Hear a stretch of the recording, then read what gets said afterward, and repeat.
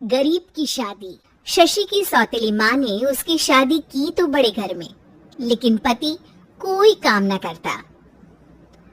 आप ससुर जी के साथ काम पर क्यों नहीं जाते? हाँ जाऊंगा, लेकिन कल से। आज जरा मैं दोस्तों के साथ घूमने जा रहा हूँ। शशि के 2 बच्चे होते हैं, लेकिन रमेश का हाल वैसा का वैसा ही रहता है। एक दिन, सुनिए ना, बच्चा रो रहा है, इसके दूध के लिए पैसे नहीं है। अरे तो पिताजी से ले लो ना। क्यों?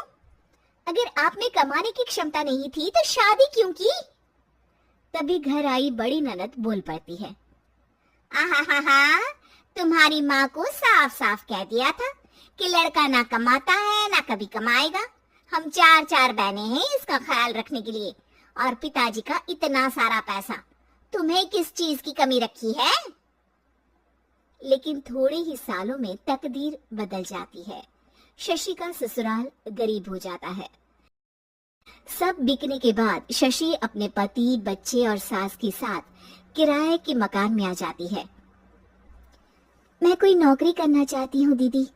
अरे इतने बड़े घर की बहू थी शशि, तुम नौकरी करोगी? नहीं नहीं नहीं नहीं। नहीं करूंगी तो घर कैसे चलेगा? बच्चों को भी तो पालना है ना। तभी शशि का भाई आ जाता है। शशि, ये ले राशन का सामान, किसी भी तरह की कोई भी जरूरत हो तो बताना। भाई, अब मैं नौकरी करूंगी। देख बहन, वैसे तो मैं तेरे साथ हूँ, लेकिन हाँ, मैं ये भी चाहता हूँ कि तू अपने पैरों पर खड़ी हो जा। शशि को एक प्ले स्कूल में छोटे बच्चों को संभालने की नौकरी मिल जाती है। एक दिन, शशि, मेरे स्कूल को अब तुम संभाल लो, मैं कुछ दिनों के लिए अपने बेटे के पास जा रही हूँ। लेकिन प्ले स्कूल अकेले मैंने कभी नहीं संभाला है। अब ये सब मैं नहीं जानती, इतने महीनों में तूने जो देखा बस पूरे आत्मविश्वास के साथ उसे करना। शशि नीलम के जाने के बाद पूरे 1 महीने उसका स्कूल अकेले संभालती है, और फिर एक दिन आता है जब वो अपना खुद का स्कूल भी खोल लेती है। वाह शशि, तुमने आज मेरा सर गर्व से ऊंचा कर दिया। तुम्हारा यही आत्मविश्वास तुम्हें बहुत आगे ले जाएगा। नीलम, बहुत आगे जाने की चाह नहीं है, बस ये छोटा सा स्कूल मेरे बच्चों की अच्छी शिक्षा में मेरी मदद करे, यही मैं चाहती हूँ। शशि थोड़े थोड़े पैसों से ही अपना परिवार पाल रही थी। एक दिन उसके घर उसकी बड़ी ननद आती है। अरे भाभी, घर में कूलर तो लगा लेती, मेरी माँ को कैसे पंखे में लिटा रखा है? अरे तो शशि कौन सा एसी लगा कर सो रही है, वो भी तो यहीं रहती है ना मेरे पास।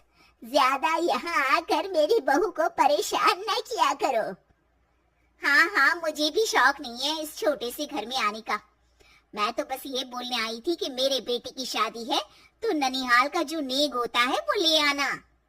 हाँ, जितना बनेगा कर देंगे, और ना हुआ ना तो वो भी नहीं करेंगे। तभी शशि बोल पड़ती है, अरे नहीं माँ जी, रीटा घर की बेटी है, उसके ससुराल वाले उससे शादी पर पूछेंगे कि मायके से क्या मिला।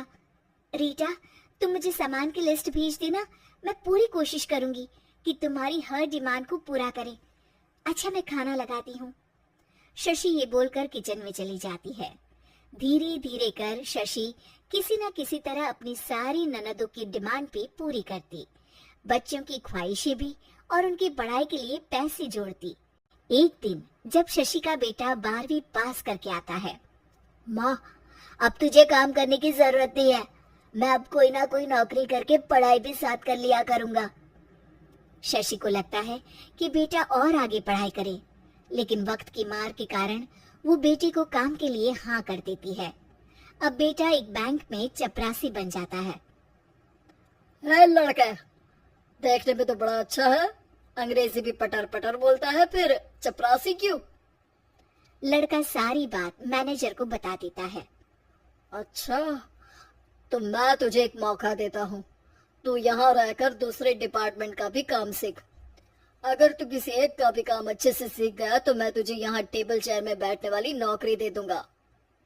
लेकिन एक दिन शशि की ननद उसे फोन करती है। अरे भाभी, देखो मायका तो मेरा तुम लोगों से ही है। मैंने आपके बेटे और मेरे भतीजे प्रदीप के लिए यहाँ एक नौकरी देखी है, पूरे 5,000 मिलेंगे। वैसे करता ही क्या है, चपरासी ही तो है ना। कोई बात नहीं रीटा, मैं उसे इस शहर के बाहर नहीं भेजना चाहती हूँ। बाकी वो शाम को आएगा तो मैं पूछ लेती हूँ। वहीं प्रदीप मैनेजर की बात से खुश हो जाता है और मैनेजर के काम पर ही नजर रखने लगता है। वो उनकी तरह के पेपर पढ़ता, काम करता और आने वाले लोगों की बातें सुनता। एक दिन बैंक में ऑडिट वाले आते हैं। ये गलत है, पूरी बैलेंस शीट नहीं मिल रही है, कहीं ना कहीं गड़बड़ है। ए मैनेजर, क्या करते हो?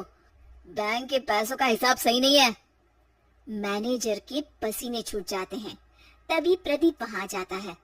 अब क्या मैं ये बैलेंस शीट देख सकता हूँ? अरे बेटा मजाक नहीं, जाओ पानी लेकर आओ एक गिलास। प्रदीप मैनेजर को पानी लाकर देता है और फिर ऑडिटर से कहता है, देखिए सर, मैं आपको बता सकता हूँ कि कैसे बैलेंस शीट को आप लोग गलत तरीके से जोड़ रहे हैं। ऐसा बोलकर प्रदीप एक एक कर सारे डाउट क्लियर कर देता है। अरे हाँ, ये तो पॉइंट हमने देखे ही नहीं थे। गुड, कहाँ है ये बच्चा? तभी मैनेजर बोल पड़ता है, अब हमारे यहाँ अकाउंट में नया आया है। ऑडिटर के जाने के बाद, वाह प्रदीप, आज तो तुमने मेरी नौकरी बचा ली। और आपने भी तो मेरी नई नौकरी लगा दी, अकाउंटेंट की। बस फिर क्या था, प्रदीप ने एक बार जो सफलता की सीढ़ी चढ़ी, बस चढ़ता ही चला जाता है। फिर एक दिन शशि की ननद, अरे भाभी कैसी हो? घर को तो बड़ा ही सुंदर चमका रखा है। अरे बेटी, कैसे आना हुआ? तू तो इस छोटे से घर में आना भी नहीं चाहती थी, कोई खास काम है क्या? अब हाँ, वो माँ, मेरा जो मझला बेटा है ना, वो अकाउंट से पढ़ाई कर रहा है, तो प्रदीप से बोलकर उसकी भी कहीं अच्छी नौकरी लगा दो ना।